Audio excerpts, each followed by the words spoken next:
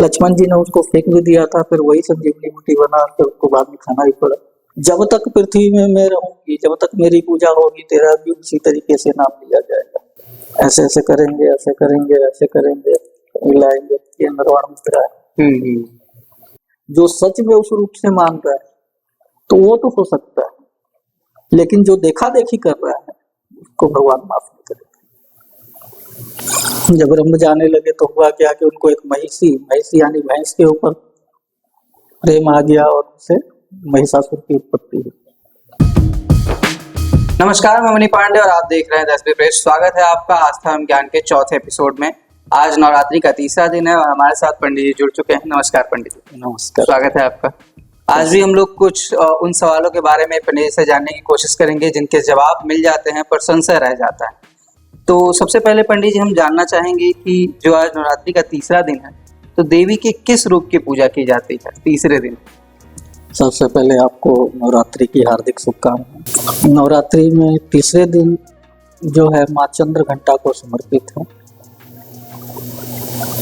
इन माँ के सर पे मुकुट जो है उसमें चंद्रमा के आकार का घंटा एक लगा हुआ है, जिस कारण से इनको चंद्र घंटा से संबोधित किया जाता है। माँ चंद्र घंटा शक्ति का स्वरूप है, शांति का प्रतीक है। अगर माँ चंद्र घंटा के बारे में विशेष जानना चाहे तो माँ चंद्र घंटा की उत्पत्ति जो थी वो महिषासुर के वध के लिए। प्राचीन समय की बात है, रंभ नाम का एक दैत्य था।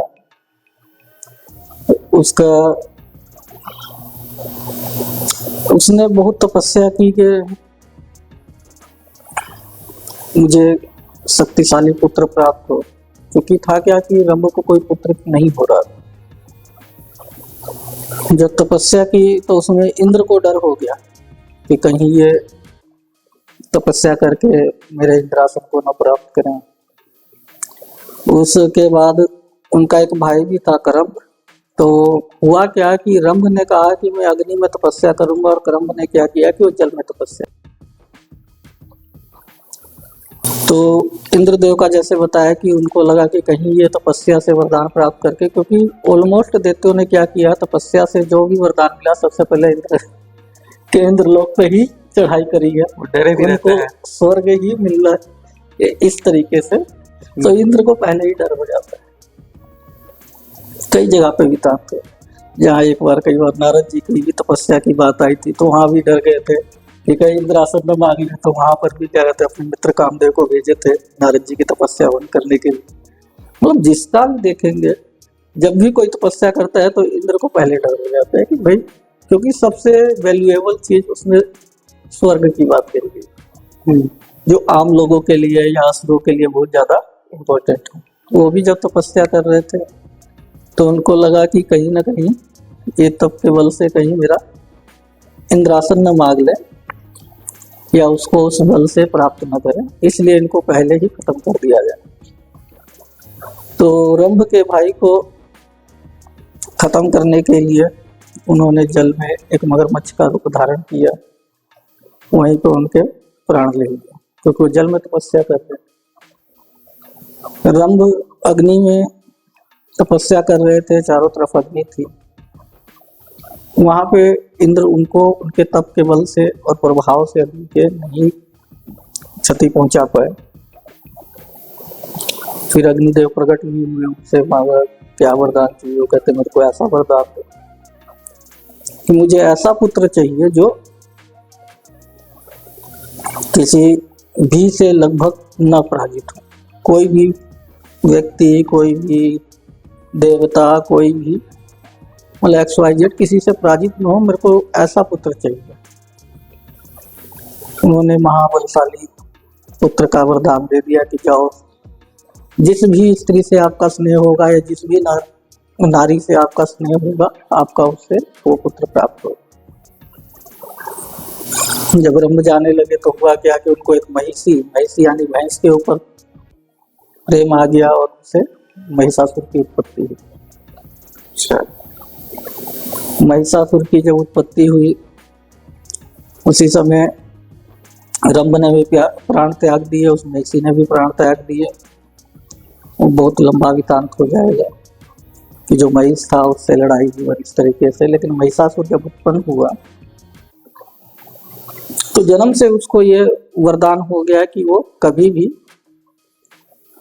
भैंस का रूप धारण कर सकता, महिष यानी भैंस, और कभी भी इंसान का रूप धारण कर सकता है, क्योंकि वो उनकी माता जो थी वो महिष थी, भैंस थी, महिषी थी, और पिता जो थे दैत्य थे, इंसान रूप थे।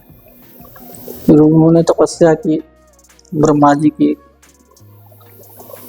महिषासुर ने तपस्या की। तपस्या के प्रभाव से जब ब्रह्मा जी पहुंचे तो कहते मुझे अजर और अमर का वरदान चाहिए।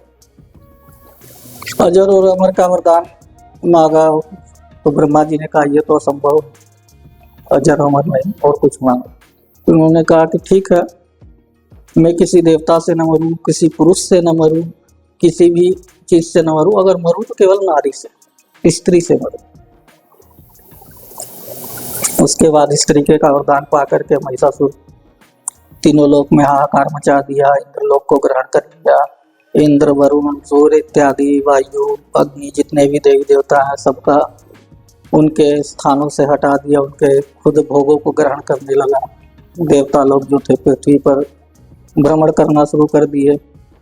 सभी देवता एकत्रित होकर के ब्रह्मा जी के पास गए, त्राहिमाम करते हुए कि ऐसा ऐसा हुआ है, महिषासुर इस तरीके से उत्पात मचा रखा है। तो ब्रह्मा जी उनको लेकर के विष्णु जी और शिव जी के पास गए। सभी देवी देवता ब्रह्मा जी के साथ में आगे करके विष्णु जी के पास गए, शिव जी के पास गए।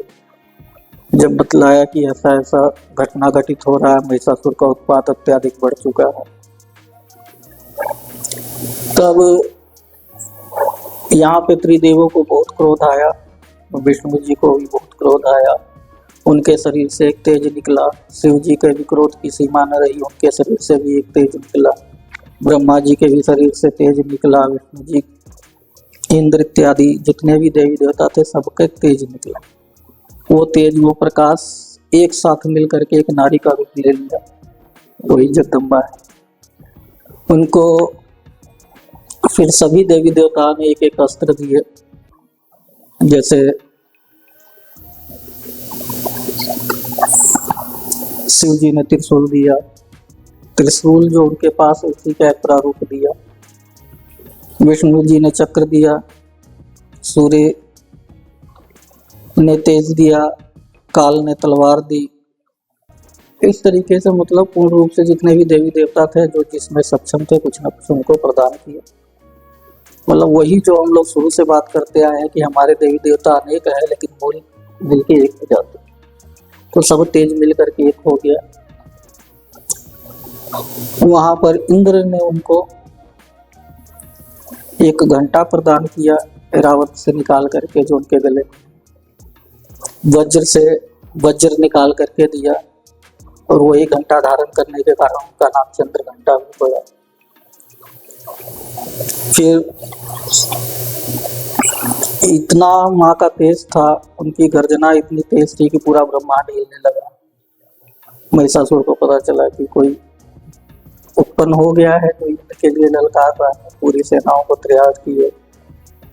उसका सेनापति चिच्छुर था, पूरी सेना वो दल बल के साथ गए, माता के साथ युद्ध हुआ। बहुत लंबा युद्ध चला, सेनापति मारा गया, फिर और अनेक राक्षसों को भेजा। बहुत वहां पे मतलब युद्ध स्थल के अंदर खून की नदियां बहने लगी। इस तरीके से संग्राम हुआ। अंत में महिषासुर अपने सेनापति, अपने जितनी भी सेनाएं थी उनका क्षीण होता हुआ देख करके खुद युद्ध में आ गया। फिर पहले वो मनुष्य रूप में युद्ध किया, फिर भैंसा रूप लेकर के जो माँ के तेज से जितने गण उत्पन्न हुए थे उनको तितर बितर करने लगा। किसी को खुर से मार रहा है, किसी को सिंह से मार रहा है, किसी को पूंछ से मार रहा है। उसके बाद में वो शेर का रूप ले लिया, फिर माँ के शेर पे भी झपटा। उसके बाद फिर इंसान का रूप ले ले, फिर उसके बाद में हाथी का रूप ले लिया, माँ ने उसका सूंड को भी काट दिया।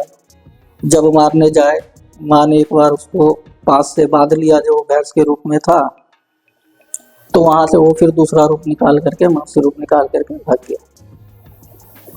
फिर जब दोबारा से महिष रूप लिया, जब माँ ने उनको अपने पैर से दबा लिया, फिर से वो मनुष्य रूप आने लगा, वहीं पर माँ ने त्रिशूल से उसका वध कर दिया। हालांकि अंतिम समय में, क्योंकि जगदम्बा के हाथ से मरने के कारण उसको मोक्ष था, माँ ने पूछा क्या वरदान चाहिए, कहता अब तो मोक्ष ही चाहिए। अंत में बुद्धि खुल गई।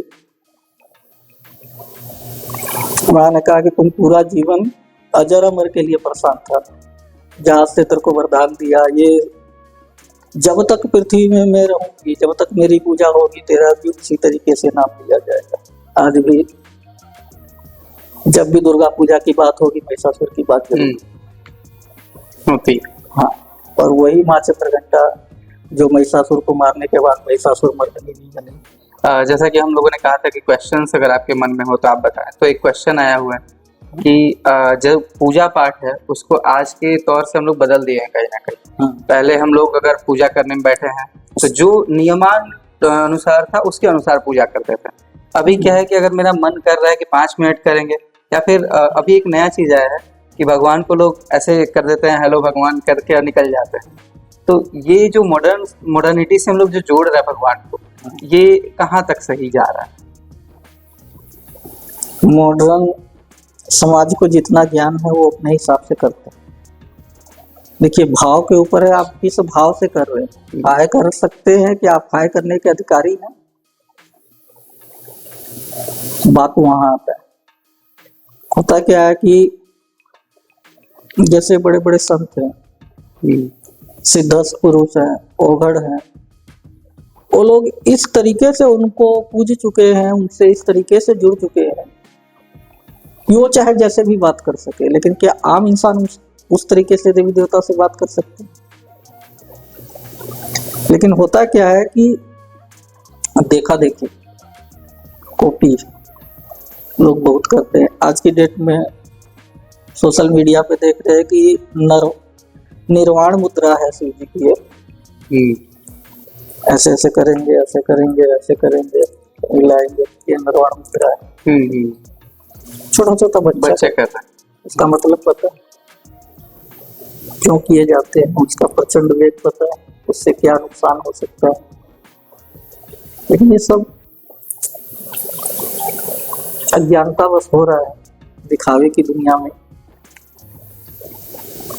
मॉडर्न की बात करें तो मॉडर्न में रहते हुए भी आप पूजा अच्छे से कर सकते हैं। पूजा के नियमों को जाने, पूजा के तरीकों से जाने, इस तरीके से नहीं कि भाई अब भगवान और आप इस तरीके से बिल्कुल ही आप समझे कि भगवान मेरा दोस्त है, फ्रेंड है। वो भी समझने की एक अवस्था होती है। लेकिन जब तक आप उनसे अच्छे तरीके से नहीं जुड़ पा रहे हैं शक्तियों से, तब तक तो उस नियम से चले जिस नियम से आप उनसे जुड़ सकते हैं। अच्छा, एक यहाँ पे एक और प्रसंग आ जाता है कि जैसे आपने बताया सोशल मीडिया का बात, तो जो लड्डू गोपाल हैं उनको माँ बहन जो आज की हैं उनको एक बच्चे के तौर पे मानने लगी हैं और जूठा भी खिला रही हैं कि मेरा लड्डू गोपाल है। और जो अपने बच्चे के साथ जिस व्यवहार में, वो व्यवहार उनके साथ कर रही हैं। तो इसको किस तौर पे देखा जा सकता है? क्या ये सही हो रहा है? वही है, देखिए उसमें दो चीजें कि भाव की प्रधानता, कि जो जितना भी ऐसे खिला रहे, क्या उन सब में वो भाव है? जिनके भाव में है, जो लड्डू गोपाल जिसके रग रग में बस गए हैं, जो सच में उस रूप से मान रहा है, तो वो तो हो सकता है। लेकिन जो देखा देखी कर रहा है, उसको भगवान माफ नहीं करेगा। मतलब कॉपी करना सही नहीं है, बाकी भाव है तो सब सही। भाव है तो भाव का विधांत तो आपको एक बहुत बड़ा उदाहरण से बताते हैं। सबरी का नाम सुने होंगे। जब राम जी उनके आश्रम में पहुंचे तो बैर को चेक करके देती थी कि खट्टा तो नहीं, खराब तो, कसैला स्वाद तो नहीं, पहले खुद खाएंगी फिर राम जी को खिलाएंगे। लक्ष्मण जी ने उसको फेंक भी दिया था, फिर वही संजीवनी बूटी बना फिर उसको बाद में खाना ही पड़ा। तो उनका भाव था कि कहीं मेरे प्रभु को कसेले स्वाद वाली भेड़ न मिल जाए, इसलिए उसको चेक करके देते हैं। तो जब वो भाव से खिला रहे तो कुछ भी संभव है, लेकिन भाव नहीं है उस तरीके का, मतलब किसी को हम कमेंट नहीं कर सकते किसका क्या भाव है क्या नहीं, लेकिन जो उस भाव से है उसके लिए कुछ भी संभव नहीं। लेकिन जिसका भाव केवल देखा देखी वाला है कि वो खिला रही है तो हम भी खिलाएंगे, उसमें थोड़ा सा दिक्कत है। जी, धन्यवाद पंडित जी आज के लिए। तो कहीं ना कहीं आज की भक्ति में वो भाव की कमी नजर आ रही है। ऐसे ही और चीजों पे हम लोग बात करते रहेंगे और जानते रहेंगे कि उस भक्ति में भाव कैसे लाए। फिलहाल आज के एपिसोड में इतना ही। धन्यवाद।